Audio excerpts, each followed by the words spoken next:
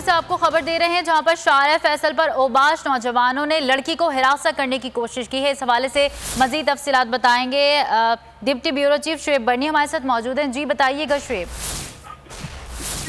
जी देखिए, कराची में शार फैसल पे ओबाश नौजवानों रिक्शे में सवार जो खातून थी, लड़की थी, उनको हरासा करने की कोशिश की गई।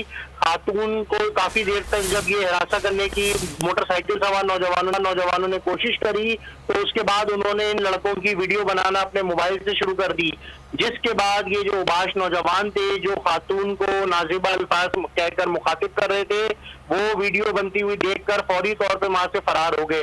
कुछ देर बाद ये लड़के दोबारा वापस आए और चलते रिक्शे को इन्होंने लाते मारी, मुतासरा खातून का ये कहना है, और मोटरसाइकिल पे सवार लड़कों ने जो है जबरदस्ती रिक्शे को रुकवाने की कोशिश करी। दोबारा से वीडियो बनाना शुरू करी तो लड़के जो है वो कुछ खातून को बोलते हुए वहां से रवाना हो गए। इस बारे में पुलिस का ये कहना है कि अभी तक मुतासरा खातून की जानिब से पुलिस को बाकायदा तौर पे कोई शिकायत नहीं की गई है और वाकये से मुताल्लिक सिर्फ खातून ने वीडियो बना के सोशल मीडिया। बहुत शुक्रिया शुएब बर्नी तफसीलात से आगाह करने के लिए।